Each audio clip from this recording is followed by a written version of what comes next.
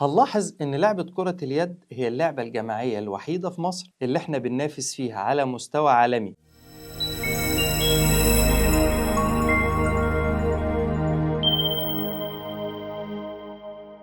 أهلا بكم، أنا حسام جلال ومرحبا بكم في إنحاز فكرة.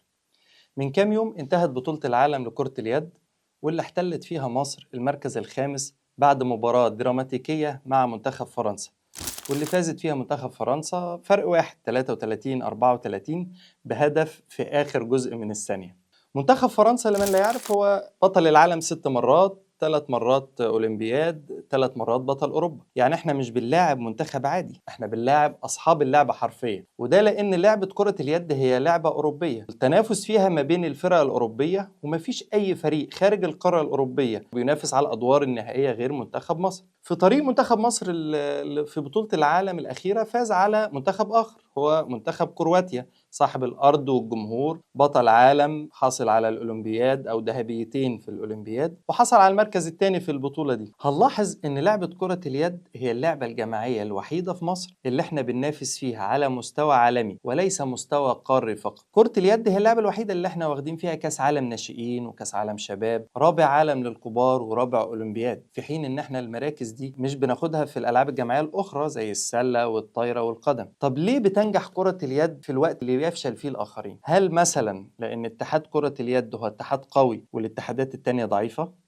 جايز. هل مثلا لأن دكتور حسن مصطفى هو رئيس الاتحاد الدولي لكرة اليد 25 سنة متتالية من سنة 2000 فهو مظبطنا يعني وكده؟ أشك، لأن احنا أكتر فريق بيتعرض للأخطاء التحكيمية أو الظلم التحكيمي. ومباراة مصر وفرنسا في 2001 في قبل النهائي خير دليل. المباراة الشهيرة اللي فرنسا كانت خلاص هتتغلب فيها ومصر هتصعد نهائي، راحوا شاتوا في وش حمادة الروبي كورتين ورا بعض ومحدش فيهم خد أي حاجة، فأشك في دي. طيب ممكن يكون ربنا خلقنا مثلا متميزين في كرة اليد زي ما الجماعة بتوع كينيا وأثيوبيا هم متميزين في جري المسافات الطويلة؟ جايز. ممكن حد يقول ما ممكن برضو يكون النجاح بتاع كرة اليد ده طفرة أو صدفة. الأكيد نجاح كرة اليد في مصر ممكن نحط له كذا سبب، لكن استحالة يكون صدفة أو طفرة، لأن نجاح كرة اليد في مصر هو نتيجة لسياسات متتابعة ومتتالية، سياسات أدت لتراكم الخبرات الفنية والكوادر المعدة المثقلة تماما لدرجة خلت مصر أقرب إلى بيت خبرة عالمي في كرة اليد. وتعالوا أحكي لكم حكاية كرة اليد المصرية. قبل سنة 1990 لم يكن لمصر أي تاريخ يذكر في كرة اليد العالمية. شاركنا مرة واحدة في كأس العالم سنة 64 في تشيكوسلوفاكيا، رحنا لعبنا 3 ماتشات، اتغلبناهم كلهم فرق سكور ورجعنا تاني. أما على المستوى القاري فكانت الجزائر وتونس واخدين غسيل ومكوى. 8 بطولات قبل سنة 1990 الجزائر وتونس فازوا بيهم كلهم، ومصر لم تفز بأي بطولة. يعني مستوانا على المستوى القاري والعالمي مستوى متواضع جدا. طب إيه اللي حصل سنة 1990؟ تعاقد في السنة دي دكتور حسن مصطفى رئيس الاتحاد المصري وقتها لكرة اليد مع المدرب الألماني بول تيدمان. بول تيدمان كان مدرب عبقري، تعاقد مع الدكتور حسن مصطفى لإعداد وتطوير اللعبة في مصر.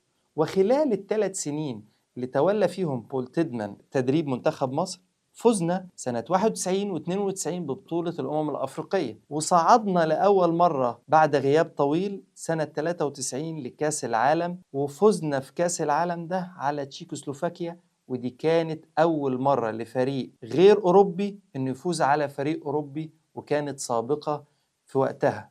بول تيدمان مدرب عبقري ومدرب فذ، ولكن زيه زي أي مدرب أجنبي هيجي لك فترة من الوقت ومسيره يمشي، ولو هو مش جاي على خطة ومشروع يبقى كأنه زي ما جه زي ما راح. والحمد لله ده ما حصلش في مصر، لأن الخطة والطريق فضلوا مكملين في المسار الصحيح حتى بعد رحيل بول تيدمان سنة 93. لأن سنة 93 مصر فازت كأس العالم للشباب في سابقة غير معهودة مع المدرب المصري جمال شمس، والجيل اللي فاز بكأس العالم للشباب ده هو الجيل اللي سطعت على إيده شمس كرة اليد المصرية. جيل حمادة الروبي وحمادة النقيب، جيل الأخوان أشرف وحازم عواد، جيل محمود حسين وصابر حسين وجوهر نبيل، جيل مجدي أبو المجد اللي بعد كده هيفوز بكأس العالم للناشئين وهو مدير فني سنة 2019. الجيل ده كان أحد أهم أسباب انتشار كرة اليد في مصر، اللعبة الشعبية التانية في مصر، واللي هيحط مصر على خريطة كرة اليد العالمية، لأن احنا بعد كده هنفوز خلال التسعينات بمركز سادس ومركز سابع، والتتويج لهذا الجيل هيكون بالفوز بالمركز الرابع في كأس عالم 2001 بعد الفوز على الدب الروسي اللي كان بطل عالم مرتين تقريبا أو 3 مرات في الوقت ده. ولإثبات نجاح كرة اليد مش صدفة ومش اعتباطا وإنه كان نتيجة تخطيط مدروس، تعالوا نشوف بعض الخطط والسياسات اللي كانت بتنفذها اتحادات كرة اليد المتعاقبة في دوري كرة اليد المصري. أحد هذه السياسات والخطط اللي كانت بتطبق لحل المشاكل في منتخب مصر هي إن تم ملاحظة إن الباك اليمين والوينج اليمين اللي بيلعبوا بإيديهم الشمال مش بنفس قوة الباك الشمال والوينج الشمال اللي بيلعبوا بإيديهم اليمين. فلحل هذه المشكلة الاتحاد قرر إن فرق الناشئين اللي يكون عندها لاعب أشول هدفه يحتسب ب2، فده شجع الفرق والأندية إنها تضم كثير من التلاميذ والطلبة من المدارس اللي بيلعبوا بإيديهم الشمال، بل إن في أندية كانت لا تكتفي بإن يلعبوا 2 شول في الملعب اللي هو مركز الوينج رايت والباك رايت، لا ده كان ينزل دايرة أو بلاي ميكر أشول عشان يلعب ب3 شول في الملعب لأن هدفه بيحتسب ب2. وعلى فكرة أحمد الأحمر اللي هو أحد أعظم اللعيبة في العالم وفي مصر كان في المرحلة دي في فرق الناشئين، وممكن هو نفسه يكون أحد ثمار تطبيق هذه القاعدة. ابتدى يتلاحظ وجود مشكلة أخرى في منتخب مصر، وهي مشكلة الأطوال في مواجهة الفرق الأوروبية، خصوصا فرق شمال أوروبا. فرق شمال أوروبا أطوال فارهة، متوسط طول الفريق ممكن يوصل 195 سنتي، فيهم لعيبة ممكن يتخطى طولها ال2 متر، في حين إن احنا أطوالنا كانت مش بهذا الطول. فتعامل معها الاتحاد المصري كرة اليد بقمة الاحترافية، وطبق حاجتين: شجع الفرق الناشئين إنها تضم لاعبين ذوي أطوال فارهة فوق ال 190 سنتي عن طريق تطبيق قانون إن اللاعب اللي طوله أعلى من 190 سنتي يتم احتساب هدفه ب2. الخطوة الثانية، عملوا مشروع مع وزارة الشباب والرياضة كان اسمه مشروع العمالقة. المشروع ده كان بيضم التلاميذ أو الطلبة من المدارس اللي طولهم أطول من 190 سنتي، ويتم تدريبهم على كرة اليد لمدة 2 سنين، وبعد كده كانوا يتباعوا لفرق الدوري العادي جدا. الفرق كانت كمان بتتنافس عليهم لما لعيبة متدربة كويس وذوي أطوال فارهة. ده حل مشكلة أطوال المنتخب المصري في مواجهة فرق أوروبا، واللي دلوقتي بقى شيء غير ملحوظ. ولأن فريق كرة اليد القوي لازم يتمتع بخط خلفي قوي يقدر يشوط من بره ال9 متر بقوة، تم تنفيذ قانون في مرحلة الناشئين إن الهدف اللي من خارج منطقة ال9 أمتار يتم احتسابه بهدفين. وده انعكس على إن منتخب مصر بيكون عنده دايما خط خلفي قوي.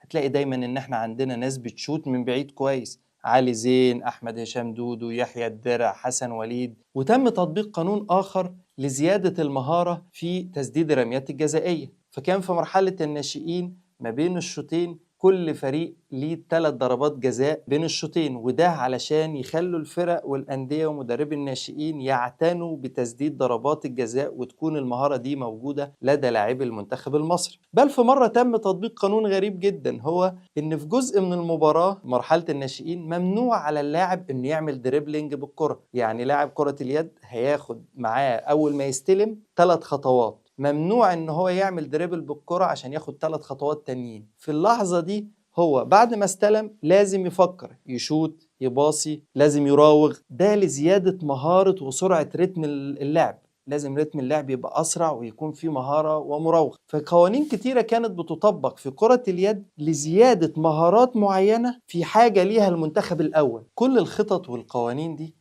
أدت لتدفق كبير للمهارات المصرية الشابة على الفريق الأول ومنتخب مصر لكرة اليد. ولضمان هذا التدفق للمهارات، اتحاد كرة اليد المصري عمل نظام مختلف للدوري بيكون اسمه نظام المرتبط. يعني إيه؟ يعني نتائج الفريق الأول مرتبطة بنتائج فريق الناشئين، وده اللي خلى الفرق دايما مهتمة بفرق الناشئين، لأن نتيجة الفريق الأول بيضاف ليها نتيجة فريق الناشئين علشان تفوز بالدوري. هذه الأمور وهذه الخطط تظهر بما لا يدع مجالا للشك إن نجاح كرة اليد المصرية هو نجاح ناتج عن تخطيط مدروس، تخطيط صحيح، أجيال بتسلم أجيال. وليس صدفة. وده مش معناه إن أسرة كرة اليد في مصر أو اتحادات كرة اليد المصرية المتعاقبة هي اتحادات مثالية بدون أخطاء إطلاقا، في كتير من الأخطاء، ولكن في فرق كبير ما بين إنك تكون ناجح وبتغلط وبين إنك فاشل وبرضه بتغلط. السلام عليكم.